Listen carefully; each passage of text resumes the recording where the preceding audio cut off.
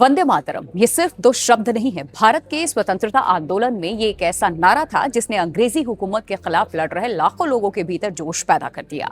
लेकिन आजादी के करीब 80 साल बाद वही वंदे मातरम एक बार फिर देश की राजनीति के केंद्र में है। सवाल उठ रहा है कि कांग्रेस अपने आधिकारिक कार्यक्रमों में वंदे मातरम के सिर्फ कुछ शुरुआती दो छंद ही क्यों गाएगी। आखिर 1937 में कांग्रेस कार्य समिति ने ऐसा क्या फैसला लिया था जिसका हवाला आज कांग्रेस दे रही है। बीजेपी इसे तुष्टीकरण और वोट बैंक की राजनीति बता रही है तो कांग्रेस इसे स्वतंत्रता आंदोलन की ऐतिहासिक विरासत और उस दौर के शीर्ष नेताओं के फैसले से इसे जोड़ रही है। यानी मामला सिर्फ एक गीत के कितने छंद गाए जाएं इतना भर नहीं है। इसके पीछे इतिहास भी है, धर्म भी है, राजनीति भी है और आज के राष्ट्रवाद की बहस भी है। तो सबसे पहले समझिए विवाद कैसे शुरू हुआ। देखिए, वंदे मातरम को लेकर के ताजा विवाद 15 अगस्त के स्वतंत्रता दिवस कार्यक्रम से शुरू हुआ। कांग्रेस मुख्यालय में स्वतंत्रता दिवस समारोह आयोजित किया गया था और इसी कार्यक्रम का एक वीडियो सामने आया, आप सबने देखा भी होगा। इसमें वंदे मातरम का पूरा संस्करण बजने के दौरान सोनिया गांधी एक कांग्रेस कार्यकर्ता से बातचीत करती हुई दिखाई देती हैं और बीजेपी ने इसी वीडियो को मुद्दा बना दिया और बीजेपी की तरफ से आरोप लगाया गया कि सोनिया गांधी ने वंदे मातरम के गायन को रोकने की कोशिश की और राहुल गांधी भी पूरे गायन के दौरान असहज नजर आए। बीजेपी नेताओं ने सोशल मीडिया पर वीडियो शेयर करते हुए कांग्रेस और गांधी परिवार पर राष्ट्रगीत के अपमान का आरोप लगा दिया। मामला इतना बढ़ गया कि दिल्ली पुलिस ने भी इस संबंध में मिली शिकायत पर जांच भी शुरू कर दी, क्योंकि शिकायतें लगातार आनी शुरू हो गई। लेकिन कांग्रेस ने बीजेपी के आरोपों को पूरी तरह खारिज कर दिया। कांग्रेस की तरफ से यह कहा गया कि वंदे मातरम को रोकने की कोई कोशिश नहीं हुई थी। कांग्रेस महासचिव जयराम रमेश ने सफाई देते हुए कहा कि कांग्रेस मुख्यालय में पूरा वंदे मातरम गाया गया था।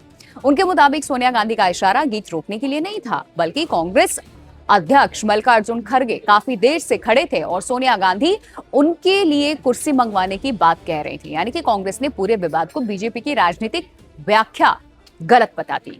लेकिन विवाद यहीं पर खत्म नहीं हुआ। देखिए, बीजेपी के आरोपों के बाद कांग्रेस के भीतर से अलग अलग तरह की सफाई सामने आने लगी और यही वजह रही कि कुछ समय के लिए ऐसा लगा कि पार्टी इस मुद्दे पर असमंजस की स्थिति में है।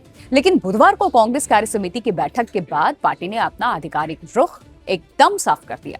कांग्रेस महासचिव केसी वेणुगोपाल ने कहा कि पार्टी के रुख में कोई भ्रम नहीं है। कांग्रेस अपने आधिकारिक कार्यक्रम में वंदे मातरम के सिर्फ शुरुआती दो छंद ही गाएगी। पार्टी ने इसके लिए सीधे 1937 में कांग्रेस कार्य समिति द्वारा लिए गए फैसलों का हवाला दे दिया।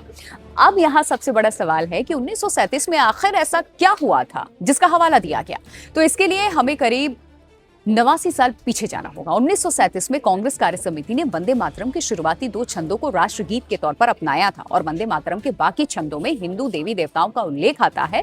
इसमें दुर्गा, मां लक्ष्मी और सरस्वती जैसे धार्मिक संदर्भ शामिल है संस्कृत में। उस समय कांग्रेस नेतृत्व के सामने एक बड़ा सवाल था। स्वतंत्रता आंदोलन को किसी तरह भी सभी धर्मों के समुदायों के साथ लेकर के आगे बढ़ाया जाए। तो कांग्रेस नेतृत्व ने तय किया कि वंदे मातरम के शुरुआती दो छंद ऐसे हैं जिन्हें व्यापक रूप से स्वीकार किया जा सकता है और इसलिए नहीं कि दो छंदों को राष्ट्रीय गीत के रूप में अपनाया गया और बाकी छंद को आधिकारिक गायन से अलग रखा गया। देखिए, कांग्रेस आज इसी फैसले को अपनी ऐतिहासिक स्थिति का आधार इसीलिए बता रही है और कांग्रेस का तर्क सिर्फ 1937 के प्रस्ताव तक ही सीमित नहीं रहा। पार्टी का कहना है कि उस समय महात्मा गांधी, जवाहरलाल नेहरू, रविंद्रनाथ टैगोर, सुभाष चंद्र बोस और सरदार वल्लभ भाई पटेल जैसे बड़े नेता स्वतंत्रता आंदोलन का नेतृत्व कर रहे थे और इसीलिए आज कांग्रेस उन्हीं ऐतिहासिक फैसलों का पालन कर रही है जब लिए गए।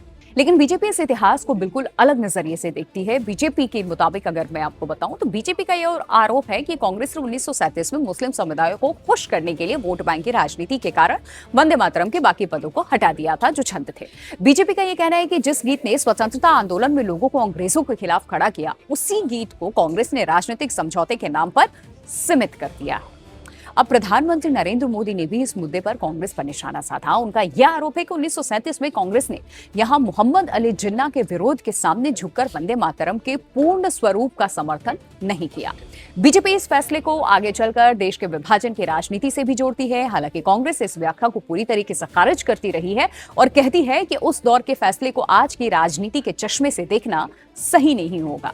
देखिए, गृह मंत्री अमित शाह ने भी कांग्रेस पर बेहद तीखा हमला बोला। उनकी तरफ से भी रिएक्शन सामने आया। अमित शाह ने कांग्रेस के सिर्फ दो छंद गाने के फैसले को तुष्टीकरण और वोट बैंक की राजनीति बता दिया। उनका यह कहना है कि देश में अब तुष्टीकरण की राजनीति नहीं चलेगी। शाह ने आरोप लगाया कि कांग्रेस ने 1937 में वंदे मातरम को दो हिस्सों में बांटने का फैसला किया था और अब वही फैसला फिर लागू किया जा रहा है।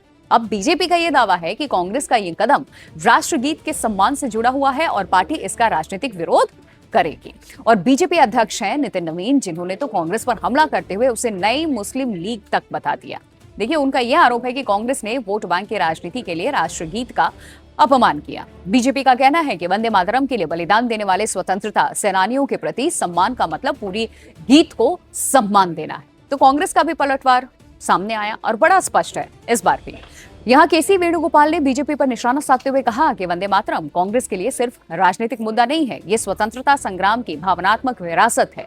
कांग्रेस का ये कहना है कि बीजेपी आज इस मुद्दे को राजनीतिक हथियार के तरह इस्तेमाल कर रही है। पार्टी का तर्क है कि वंदे मातरम को लेकर जो फैसला 1937 में कांग्रेस के शीर्ष नेताओं ने लिया था, उसे आज अचानक राष्ट्रवाद की कसौटी बनाना इतिहास को राजनीतिक रंग देने जैसा है।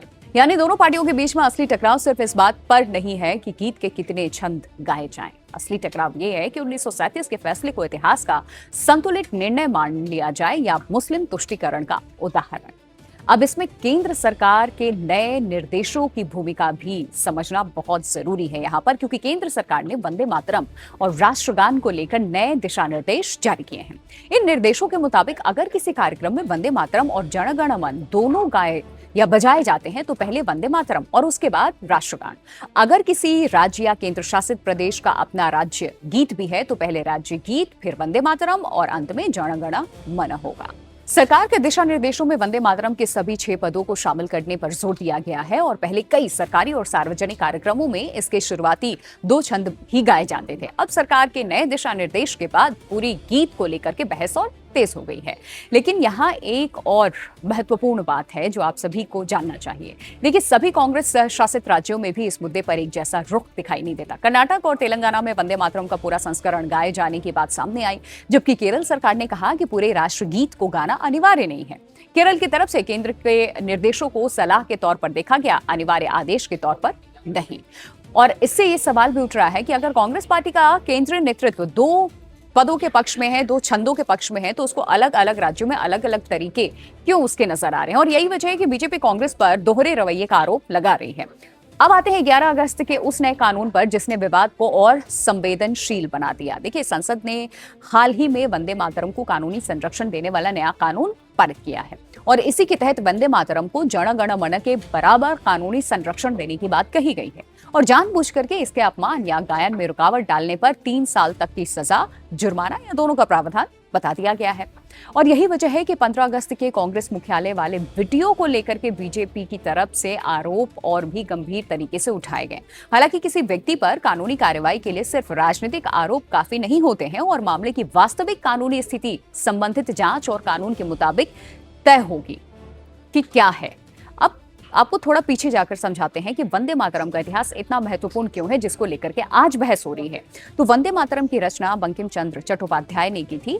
इसे 7 नवंबर 1875 को लिखे जाने का उल्लेख मिलता है और बाद में 1882 में उनके उपन्यास आनंद मठ में ये प्रकाशित हुआ और 1896 में भारतीय राष्ट्रीय कांग्रेस के अधिवेशन में रविंद्रनाथ टैगोर ने वंदे मातरम गाया। ये वो दौर था जब अंग्रेजी शासन के खिलाफ राष्ट्रीय चेतना लगातार मजबूत हो रही थी। धीरे धीरे वंदे मातरम स्वतंत्रता आंदोलन की पहचान बन गया। आंदोलनकारी जब अंग्रेजी शासन के खिलाफ सड़कों पर उतरे थे तो वंदे मातरम उनके लिए सिर्फ गीत नहीं बल्कि संघर्ष का प्रतीक बन चुका था तब तक। इसलिए आज जब वंदे मातरम के 6 छंदों और 2 पदों को लेकर के विवाद होता है तो मामला भावनाओं से जुड़ जाता है सीधे। तो ऐसे में अब सवाल उठता है कि वंदे मातरम और जन गण मन में फर्क क्या है। देखिए, वंदे मातरम भारत का राष्ट्रगीत है जबकि जन गण मन भारत का राष्ट्रगान। दोनों का संवैधानिक और ऐतिहासिक महत्व अलग अलग है। वंदे मातरम का स्वतंत्रता आंदोलन से गहरा संबंध रहा जबकि जन गण मन को स्वतंत्र भारत का राष्ट्रगान अपनाया गया, माना गया। यानी वंदे मातरम को लेकर बहस करते समय यह अंतर समझना जरूरी है कि राष्ट्रगीत और राष्ट्रगान दोनों देश की राष्ट्रीय पहचान का हिस्सा है, लेकिन दोनों की ऐतिहासिक यात्रा बिल्कुल अलग अलग है। और अब आज का सबसे बड़ा राजनीतिक सवाल, क्या 1937 का फैसला आज भी उसी रूप में लागू होना चाहिए या नहीं? कांग्रेस का जवाब है कि बिल्कुल होना चाहिए, क्योंकि यह फैसला स्वतंत्रता आंदोलन के बड़े नेताओं की सहमति से लिया गया था जो लोग इसमें भागीदार थे। बीजेपी का जवाब है कि नहीं, ऐसा नहीं होना चाहिए, क्योंकि आज के भारत में वंदे मातरम के पूरे स्वरूप को सम्मान मिलना चाहिए और पुराने फैसलों को वोट बैंक की राजनीति से जोड़कर देखा जाना चाहिए। दोनों के अलग अलग तर्क, यानी एक तरफ इतिहास की विरासत तो दूसरी तरफ आज के राष्ट्रवाद की राजनीति है। और इस बीच जनता के सामने अब सबसे बड़ी मजबूरी या दुविधा या सवाल कि या किसी राष्ट्रगीत के कितने छंद गाए जाएं, इस पर राजनीतिक लड़ाई देश की एकता को मजबूत करेगी या फिर एक पुराने ऐतिहासिक विवाद को और गहरा कर देगी। क्योंकि वंदे मातरम ने भारत को जोड़ने का काम उस समय किया था जब देश गुलाम था। देश आज आजाद है। आज चुनौतियां अंग्रेजों से लड़ने की नहीं, चुनौती ये तय करने की है कि इतिहास को समझकर आगे बढ़ना है या इतिहास के हर पन्ने को राजनीतिक हथियार बनाना है, टूल किट की तरह इस्तेमाल करना है। एक तरफ कांग्रेस 1937 के प्रस्ताव को अपनी ढाल बना रही है, दूसरी तरफ बीजेपी उसी प्रस्ताव को कांग्रेस की सबसे बड़ी कमजोरी बता रही है। तो एक तरफ कांग्रेस ये कह रही है कि ये स्वतंत्रता संग्राम की विरासत है, इसे संजोना हमारा कर्तव्य है। दूसरी तरफ बीजेपी का सवाल है कि अगर वंदे मातरम सम्मान का प्रतीक है तो फिर पूरा क्यों नहीं है, आधा अधूरा क्यों है। और यही सवाल अब संसद से लेकर के सोशल मीडिया तक गूंज रहा है। हर कोई इस चीज को सुन रहा है। वंदे मातरम के 6 छंद, कांग्रेस के सिर्फ 2 छंद, 1937 का फैसला, 2026 की राजनीति और इनके बीच खड़ा है भारत का इतिहास और आजाद भारत। इसीलिए ये विवाद सिर्फ इतना नहीं है कि वंदे मातरम पूरा गाया जाए या सिर्फ इसके 2 छंद ही गाए जाए। असल सवाल यह है कि क्या 1937 का फैसला आज भी अंतिम है, अडिग है? क्या उसे बदलना इतिहास सुधारना या इतिहास को राजनीतिक रंग देने जैसा होगा? क्या पूरे वंदे मातरम की मांग राष्ट्रवाद है या फिर इसके पीछे सिर्फ और सिर्फ राजनीति है? और उससे भी इंपॉर्टेंट, जिस वंदे मातरम ने कभी देश को आजादी के लिए एकजुट किया था, क्या वही वंदे मातरम आज देश की राजनीति को 2 खेमों में बांटने का मुद्दा बन गया है? यही है वंदे मातरम विवाद की पूरी कहानी। एक गीत, एक ऐतिहासिक फैसला और करीब 9 दशक बाद फिर खड़ा हुआ सबसे बड़ा राजनीतिक सवाल। आप क्या राय रखते हैं? कमेंट करके आप अपनी राय हमसे साझा कर सकते हैं। कल कांग्रेस पार्टी की कार्यसमिति ने एक आश्चर्यजनक और देश विरोधी फैसला लिया है। उन्होंने अपनी पार्टी के 37 के रिजोल्यूशन को फॉलो करते हुए महान वंदे मातरम गीत के 2 ही छंद गाने का फैसला किया है। मैं इस समय पर पूरे देश को याद कराना चाहता हूं कि 1937 में कांग्रेस पार्टी ने मुस्लिम अपीसमेंट के लिए वंदे मातरम के 2 टुकड़े कर देश के विभाजन की नींव डाली थी और वहीं से 2 राष्ट्र के सिद्धांत को ताकत मिली थी और अंततोगत्वा देश का विभाजन हुआ और पाकिस्तान का जन्म हुआ था। आज जब वो ऐतिहासिक गलती को वंदे मातरम के गीत के प्रागट्य के 150वें साल में नरेंद्र मोदी सरकार ने सुधारकर बंकिम बाबू की ये अमर कृति को पूरा गीत गाकर राष्ट्रीय एकात्मता को फिर से एक बार सुदृढ़ करने का प्रयास किया है और सभी सरकारी फंक्शंस में इसको पूर्ण रूपेण गाने का जो निर्णय किया है, वो निर्णय को कानूनी जामा भी पहनाया है। इसकी अवहेलना करने का कांग्रेस ने कल निर्णय किया है। कांग्रेस का ये निर्णय केवल और केवल इनकी घोर तुष्टीकरण की नीति की पुष्टि करता है। वोट बैंक के तुष्टीकरण के लिए उन्होंने स्वर्गीय बंकिम बाबू के इस अमर कृति का न केवल अपमान किया है, वो लाखों शहीदों का भी अपमान किया है जो वंदे मातरम का नारा लगाते लगाते देश की आजादी के लिए फांसी पर चढ़ गए, जिन्होंने कई साल जेल में काटे। आज कांग्रेस पार्टी 1937 का अपनी पार्टी का रिजोल्यूशन मान रही है और पार्लियामेंट के एक्ट को नकार रही है। मुझे तो बड़ा आश्चर्य है, श्री राहुल गांधी की नेतृत्व में कांग्रेस पार्टी फिर एक बार इस देश में तुष्टीकरण की राजनीति को पुरजोश तरीके से आगे बढ़ा रही है। मैं देश की जनता को अपील करना चाहता हूं कि एक बार इस देश ने गलती करी थी वंदे मातरम के 2 टुकड़े होने देने की, और एक गलती के गंभीर परिणाम हमने भुगते हैं। अब देश की जनता एकजुट हो और कांग्रेस पार्टी के इस फैसले के खिलाफ आवाज बुलंद करे कि अब इस देश में तुष्टीकरण की राजनीति नहीं चलेगी। ये आजाद देश है। आजादी के 80 साल के बाद 1937 में जो फैसला कांग्रेस ने किया था, जिसको नरेंद्र मोदी जी ने सुधारा है, उसके सामने का कोई विरोध इस देश की जनता नहीं सहन करेगी।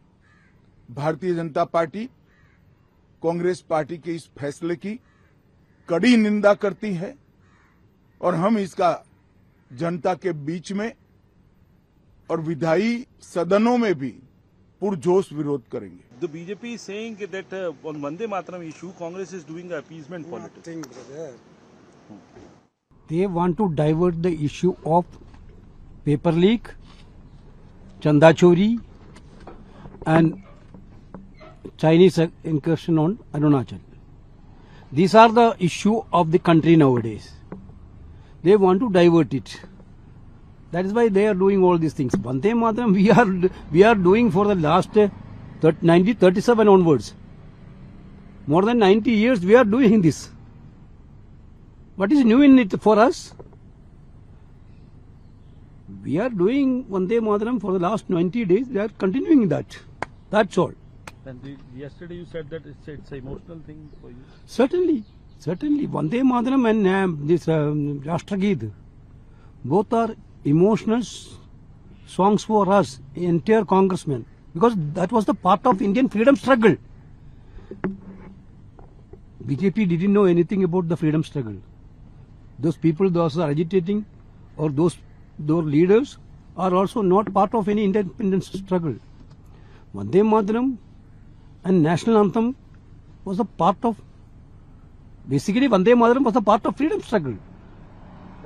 No, that is emotional for us. It is political for them. They are all using all this for diverting the genuine issues. Rahulji said that PM's political thing is over. Politically, Prime Minister is finished and Congress women should do. Exactly. Rahul Gandhi, whenever Rahul Gandhi is telling, he is telling only truth. You take the past events. Start from COVID. He only 1 year before he told warned Modi, discuss with the students and settle the issue of NEET and CBSE exam leak. 1 year before, are you remembering? You can remember. 1 year before he warned Prime Minister of India. After then that point of time, what is BJP spokesperson's view? Rahul Gandhi is trying to make issues among the students, but now the genuine issue came after 1 year. That's why, but whenever Rahul Gandhi is telling, he is telling with the truth. That's all. Thank you.